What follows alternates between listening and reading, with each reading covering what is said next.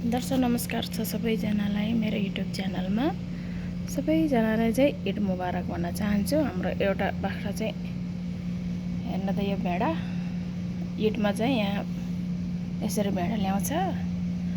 ओ यो निलो टिका लगाएको चाहिँ बुढी गोरे, ओ त्यो ठुलो नि बुढी गोरे, सानो चाहिँ छोरी गोरे। घर सबै गनाएको के आज त पुरै घर सबै गनाएको।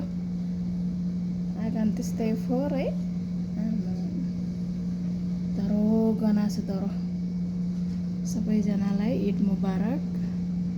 यहाँ चाहिँ मुस्लिमहरूको चाहिँ चाड हो नि त है।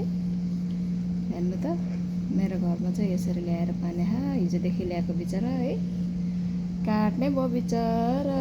यो दुईजना सुत्या सँगै जल्टेर हेरिरहेछ।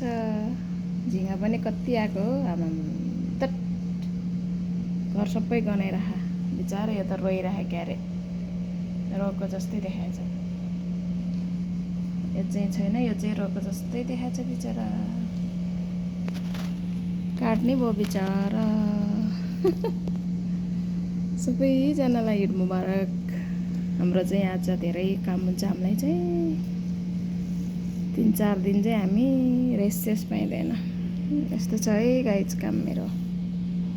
हाम्रो घरमा यसरी ल्याएर बाने है गाइज। ईद मुबारक, ईद मुबारक है सबैजनालाई, ईद मुबारक। यो चाहिँ 9 बजे आउँछ काट्न, 9 बजे आउँछ अरे यिनीहरूलाई बिचरा। मर्ने भए पुरा फोहोर भइरह।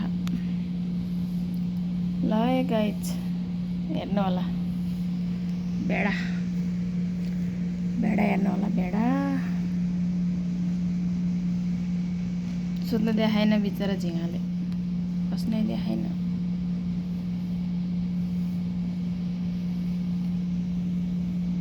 यहाँ ल्याएर काट्ने भयो, यहाँ ल्याएर काट्छ अरे।